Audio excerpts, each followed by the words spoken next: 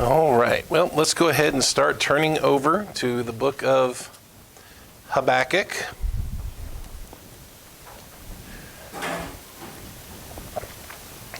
And we are up to chapter 3.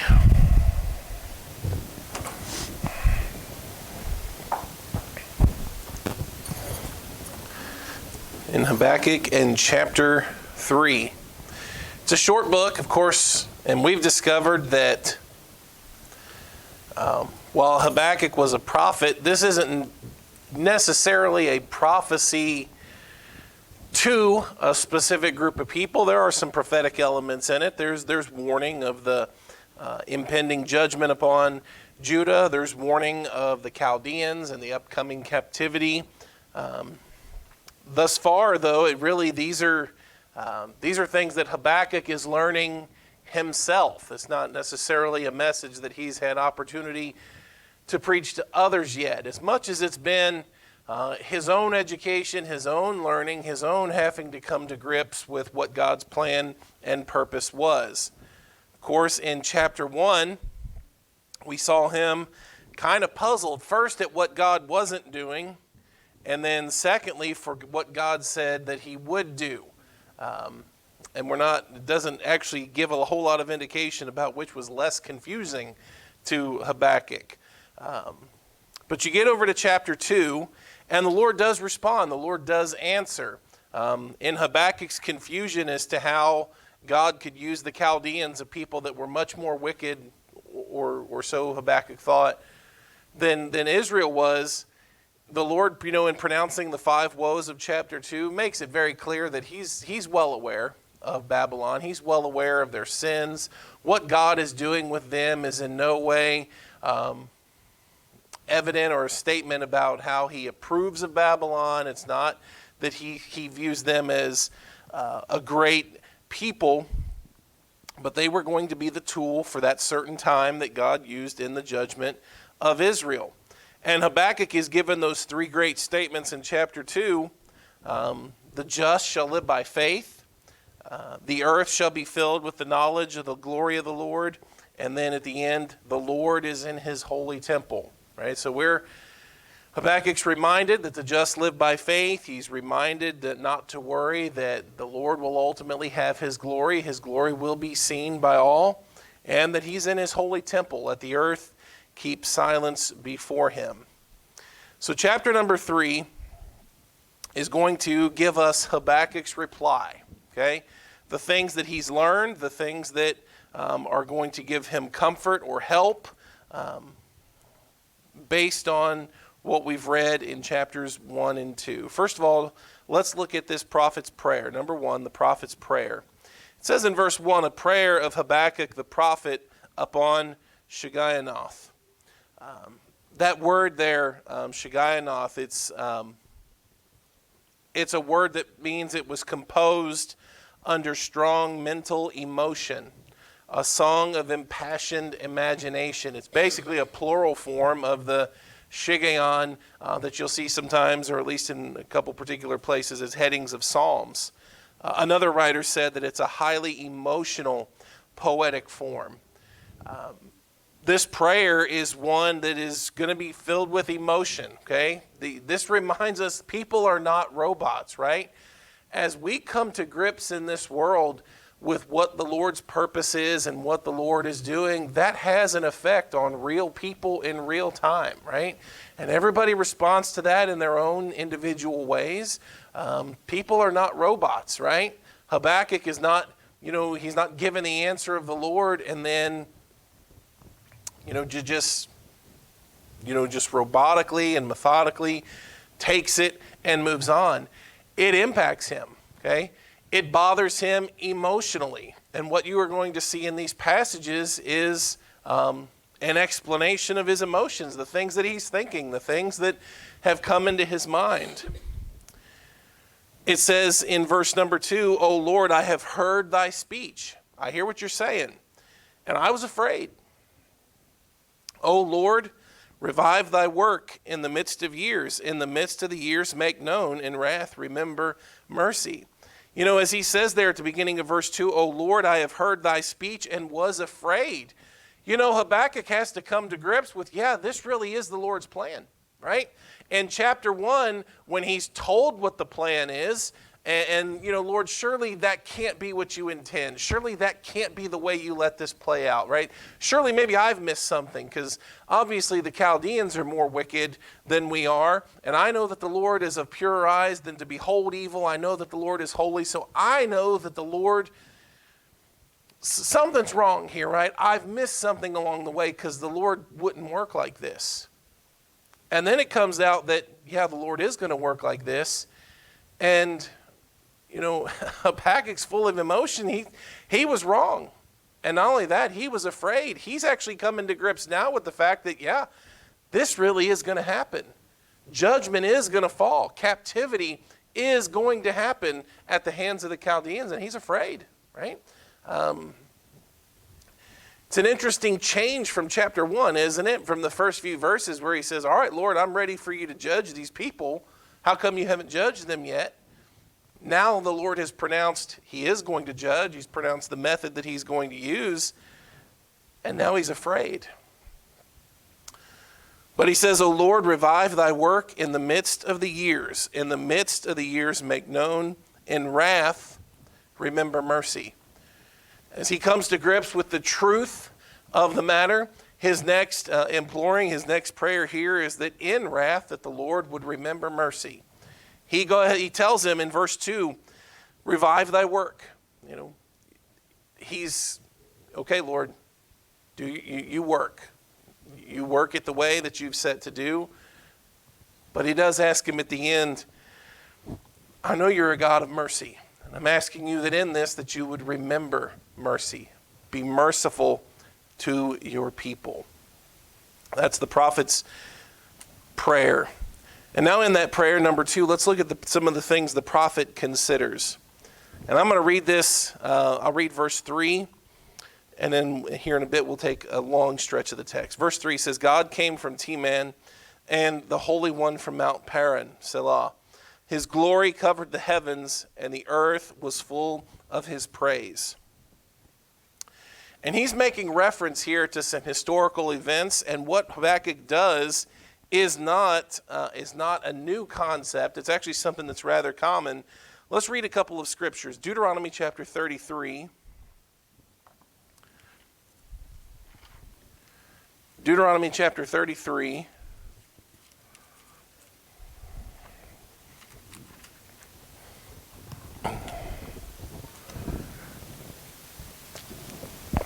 Verse number 2.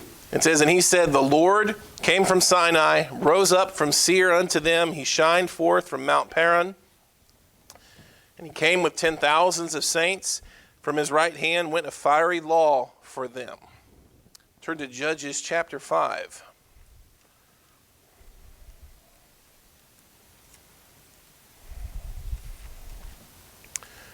Judges chapter 5. In verse number 1, it says, then sang Deborah and Barak, the son of Abinoam, on that day saying, praise ye the Lord for the avenging of Israel, when the people willingly offered themselves. Hear, O ye kings, give ear, O ye princes.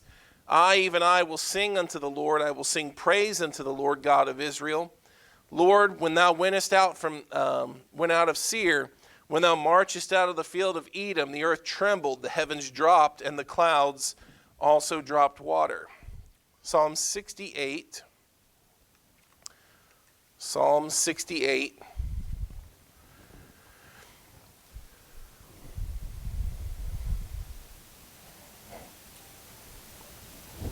And in verse number 7, Psalm 68, verse number 7, O God, when thou wentest forth before thy people, when thou didst march through the wilderness, Selah, the earth shook, the heavens also dropped at the presence of God.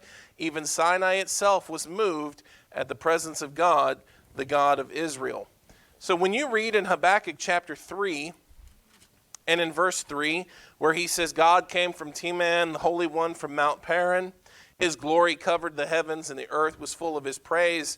Habakkuk's, what he's saying here is not something new. It's actually something that historically men and women have always begun to recount, right? As the children of God think about what the Lord had done in Israel's past and how he had begun to work at different times and at different points of their history, he's not going to mention a whole lot of things that, are new. But he is going to find an answer or a response in the same way that many others had before. Okay? His response is going to be much like what's mentioned in Deuteronomy, Judges, Psalms, other places throughout history. He's talking about the same historical events. It's pretty evident that he's really quoting from these scriptures and thinking along the same things that these previous writers had. Let's read here. Let's read this stretch from verse 3 down through verse 15 and keep it all together. God came from Teman, and Holy One from Mount Paran, Selah. His glory covered the heavens, and the earth was full of his praise. And his brightness was as the light. He had horns coming out of his hand, and there was the hiding of his power. Before him went the pestilence, and burning coals went forth at his feet. He stood and measured the earth. He beheld and drove asunder the nations, and the everlasting mountains were scattered. The perpetual hills did bow. His ways are everlasting. I saw the tents of Cushan in affliction, and the curtains of the land of Midian did tremble. Was the Lord displeased against the rivers? Was thine anger against the rivers? Was thy wrath against the sea, that thou didst ride upon the horses, or thine horses, and thy chariots of salvation? Thy bow was made quite naked, according to the oaths of the tribes, even thy word, Selah. Thou didst cleave the earth with rivers. The mountains saw thee, and they trembled. The overflowing of the water passed by. The deep uttered his voice and lifted up his hands on high.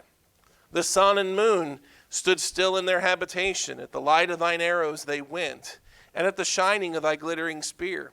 Thou didst march through the land in indignation. Thou didst thresh the heathen in anger. Thou wentest forth for the salvation of thy people. Even for salvation with thine anointed, thou woundest the head out of the house of the wicked by discovering the foundation unto the neck. Selah.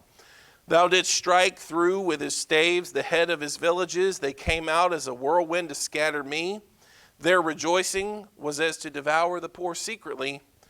Thou didst walk through the sea with thine horses, through the heap of great waters.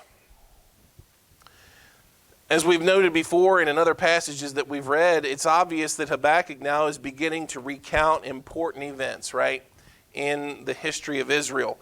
Some of them deal with specific battles that the Lord had won. There are some things that are mentioned that we're not given a whole lot of detail in previous passages about, right? The tents of Cushan and different things that are mentioned there.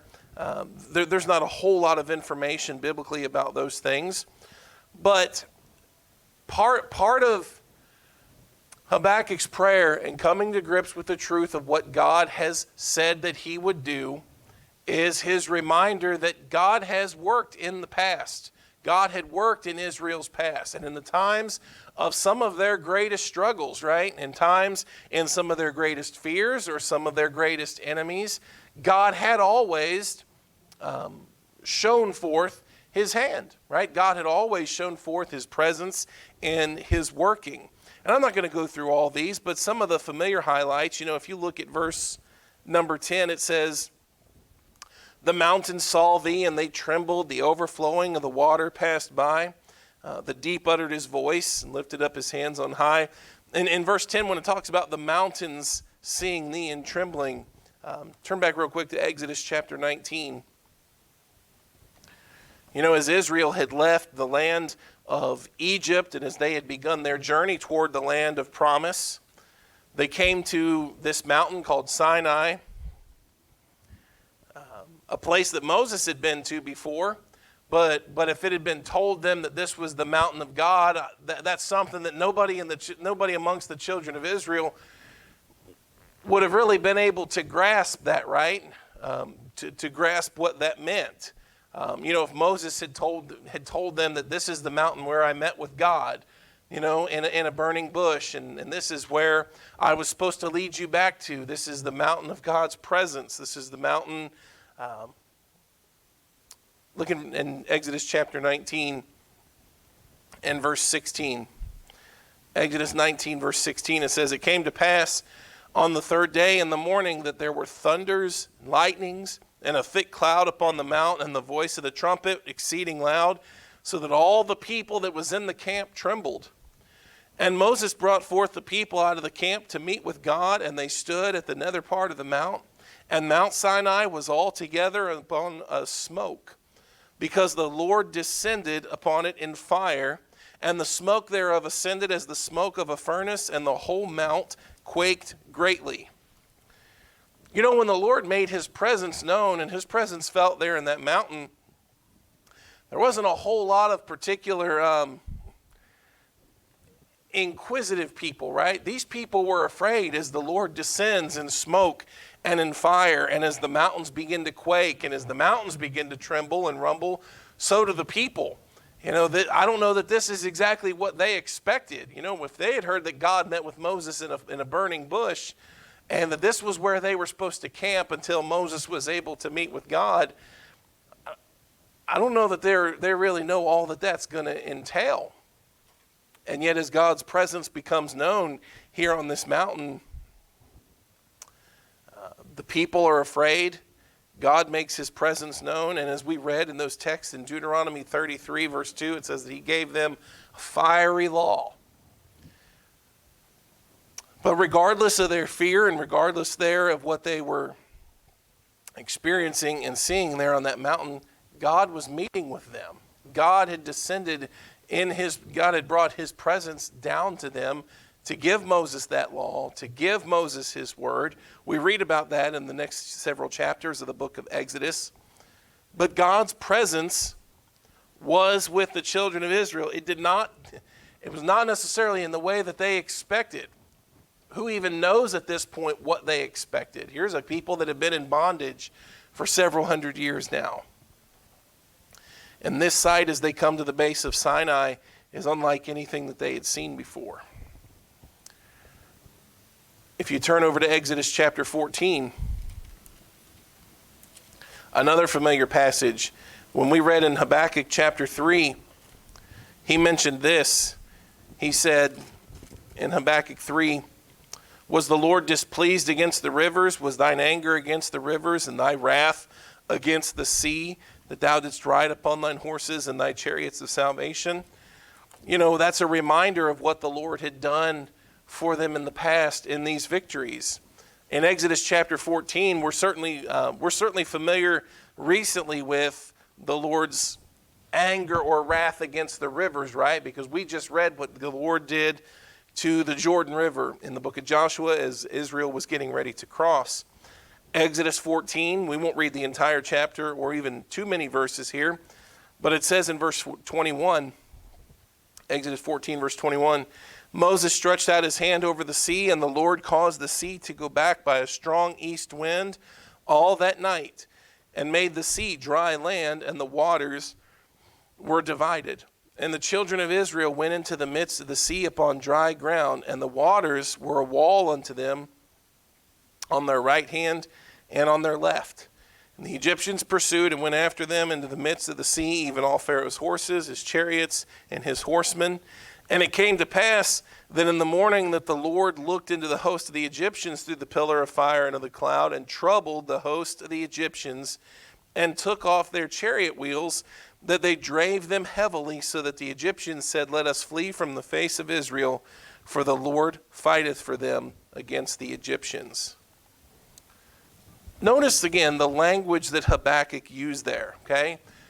We read about in Exodus chapter 14 what God did to the Red Sea, right? In parting the waters, and then as Israel comes across safely and Egypt begins to pursue after them, that the Lord took notice of that.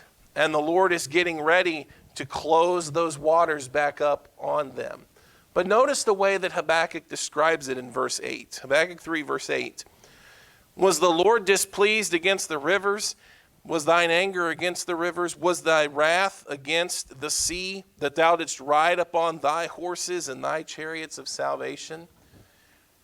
Is that not interesting language that he would refer to the Lord and what he did there? We know about the waters of the Red Sea collapsing back on the Egyptians and swallowing them alive and destroying them. And he gives the imagery there that was the horse and the chariot of the Lord. That's just interesting language that he uses there. He talks about the rivers, right? The Jordan River. In verse number 11, we're not going to really spend a lot of time because this is an upcoming passage for us in the book of Joshua. But in verse 11, he talks about the sun and the moon standing still in their habitation. An important event, right, that we'll read about shortly in the book of Joshua, where the sun was held still so that they could pursue on in the battle. What is he able to see? That there are some events in our history that were troublesome times, right? That were dark times, that were times of fear. The times that he's pointing out, they're highlights, but they're highlights of times that were prefaced by great fear for the children of Israel, great wonder, question, right? Doubt maybe even at times of, okay, how's this going to work out? Lord, you led us to this sea. Now how are we going to get across? Or what are we going to do that Egypt is pursuing us? Lord, how can we continue in these battles? Lord, how can we cross this river? All of these great events, several of them preceded by question, wonder, or doubt. But Habakkuk's given reassurance, and he recounts all of these times where even amongst those things, God did work. God did intervene. God was merciful. God still provided for his people, even at times in judgment, right? We've read about that. We've talked about that quite a bit as we have left the wilderness journey and the children of Israel are getting ready to occupy the promised land, right? That even in their judgment, even in 40 years of wandering in the wilderness, God had still, in a sense, provided for his people, right? He did not destroy them in the wilderness. He provided food for them daily by way of the manna. He provided for them in not allowing their clothes or their shoes to wear out or to grow old on them. You say this is totally different, though. I mean, we're talking about Babylonian captivity, right? That's surely a far greater judgment, isn't it? Because how many people are going to die in these wars and how many people are going to be taken captive? Maybe you don't think it's comparable, but the previous judgment that we're talking about in the wilderness, everybody over the age of 20 died. That was a big judgment. And yet there is still a recounting of how even in times where God judged Israel, he never forgot them. He always had a remnant that he provided for, that he was merciful unto. And that is something Habakkuk is going to take to mind and heart. He's going to remember, as he's asked the Lord to be merciful, he's going to recount many of the same things that others have recounted before. Listen, this is not something new.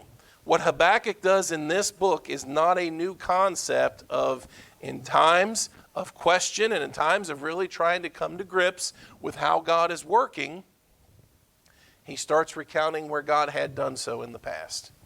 And he starts mentioning the exact same stories that are mentioned in Deuteronomy 33, Judges chapter 5, Psalm 68. That is a pattern that is set forth in all of these scriptures. And isn't that something that we still work on? Isn't that something that we work on in our own world, in our own real time, as we live not as robots, but as real people in this world. And we try to have an understanding or come to grips with what God's purpose is, what God is doing, when there are times that we would not have worked it out that way, or when there's times that we have questions as to why God works in the manner that he does. Our reassurance is given in knowing what God has done for us, what God has done in the past. And it gives us confidence, right? The Bible says in one place, shall not the judge of the earth do right? Let's look in verse 16. Habakkuk chapter 3, verse 16.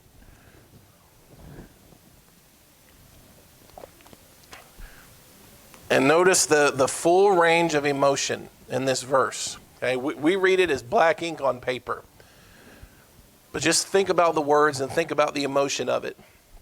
When I heard, my belly trembled. My lips quivered at the voice. Rottenness entered into my bones, and I trembled in myself. And that's where Habakkuk, you can see he has absolutely come to grips with it. God's going to judge us. He's going to use the Chaldeans to do it, and it's going to be bad, right? And it's going to hurt. It hurt Habakkuk to come to grips with that, right? As he says there, I hurt, my belly trembled, my lips quivered, I trembled in myself, rottenness entered into my bones. The fact, the Lord answering his prayer, the Lord telling him what he was going to do, it's not that it made it easy to deal with, right? It's not that it made it easy to accept. This is real. This is real time. These are real people. This is going to happen. And the answer that he was given, it bothered him. Okay, what is going to happen? It hurt. And it was going to hurt. But he says after those things, okay, after confessing and admitting how much this answer hurt, he says that I might rest in the day of trouble. When he cometh up into the people, he will invade them with his troops, that I might rest. That I could have confidence, or that I might be able to trust or to rest in the day of trouble. There is no doubt in verse 16 that the day of trouble is coming. And it doesn't mean that coming to grips with it doesn't hurt. It doesn't matter that it's a real historical event that affected real people in real time, but that I might rest in the day of trouble. And although the fig tree shall not blossom, and neither shall fruit be in the vines, the labor of the olive shall fail, and the field shall yield no meat, the flock shall be cut off from the fold, and there shall be no herd in the stalls. He's talking about real things that were going to happen, right? These are the real and lasting impacts of the Lord's judgment. These things were going to happen. But though they do happen, yet I will rejoice in the Lord. I will joy in the God of my salvation. Verse 16 and 17 are the prophet coming to grips with reality. That what God had said he would do in chapter 1, and the prophet questioning, no, Lord, you can't really do it that way. That's not the way I thought you would work. That doesn't seem to make sense that you would do it that way. You see him finally getting it. And maybe he's not understanding it, but at least he's recognizing it, right? It's right. This is what's going to happen. And it's a heartful thought to think about. Coming to grips with the truth of the captivity did not make that any easier to deal with. Real people that were going to lose their lives or be taken, separated from their home and their families. But Habakkuk had learned the way that he was going to be able to find rest or to find help in that day. And verse 17, all of the things that are going to be the results of this, no matter when these things happen, he says, I'm going to rejoice. I'm going to rejoice in the Lord. I will joy in the God of my salvation. He was determined to not lose the joy that he had in the Lord. In Isaiah chapter 61,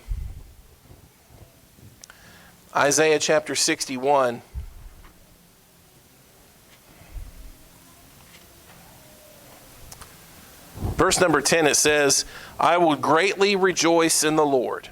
My soul shall be joyful in my God, for he hath clothed me with the garments of salvation. He hath covered me with the robe of righteousness, as a bridegroom decketh himself with ornaments, and as a bride adorneth herself with jewels. He said, I will greatly rejoice in the Lord. He has clothed me with salvation. You get to the end of the book of Habakkuk, and here's a prophet that has questioned and has wondered, and yet he's able at the end to look at it and say, you know what, that no matter what happens, I am going to be able to joy that God has promised, God has worked in the past, God has always been intent in his purpose and in his working with his people. And no matter what happens, I can have joy in the God of my salvation. This is a guy that just 2 chapters ago doubted, right? Was questioning. And now, his questions are answered, maybe not the way that he expected, but as he has come to grips with, you know what? The Lord is going to work in the way that I did not think he was going to. The Lord is going to do something that I would have never imagined that he was going to do. And yet, he says, I'm going to rejoice in him. We can rejoice in the Lord even if he works in a way that we wouldn't have worked. Our joy in the Lord is not dependent upon him responding or his paths or his plan being ours, right? And doing things the way that we would do them. He says, I will rejoice in the Lord. I will joy in the God of my salvation. The Lord is my strength, and he will make my feet like hinds' feet. And he will make me to walk upon mine high places, to the chief singer on my stringed instruments. Chapter 3 ends in a really special way, because he's prayed and he's recounted all the things that God has done for them in their past. And that gives him a confidence in the Lord. Confidence that God has always had that intent, purpose, and plan that he has worked in the lives of the children of Israel.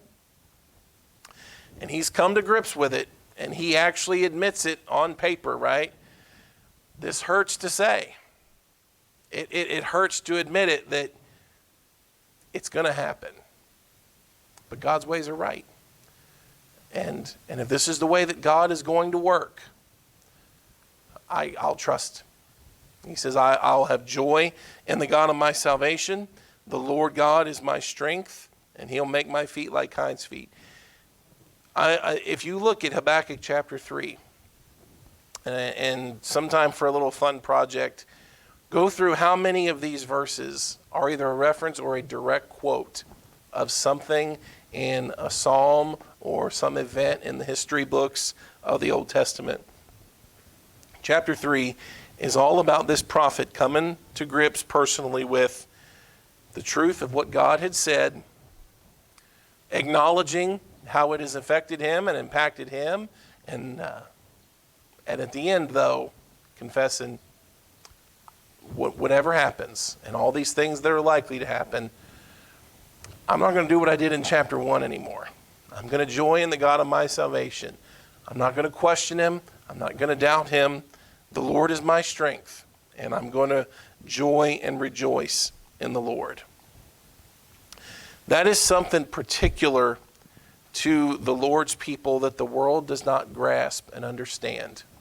How in a time of question, in a time of even when they get their response, it's an answer that hurts, right? You read part of verse 16, the answer hurts. But through that, being able to rest, being able to trust, and to joy in the Lord. That is something that's unique and particular to the Lord's people that the world doesn't grasp or understand anything about. So I find that interesting, right? Just like, I think it's 1 Thessalonians chapter 4, where Paul, when he talks about those that grieve or those that sorrow after the death of someone, he talks about our grief or our sorrow is not as others that have no hope, right? God's people have a way to respond even in the midst of hurt that doesn't compare to anything that the world has to offer. So keep that in mind as you read the book of Habakkuk. He's in chapter 1, he's got questions, he's puzzled, he wonders. Chapter 2, the Lord gives him an answer. That answer is not easy to swallow, but as he's come to grips and recounted what God has done in their past, it helps, right? It helps. A confidence in the Lord, in who he is, how he has worked, how he plans to work, and knowing that we have a salvation that we can always joy in, no matter what else is around. It's a blessing. All right? Let's have a word of prayer. Father, we're grateful to come today. We're thankful for the opportunity to be here in this place to share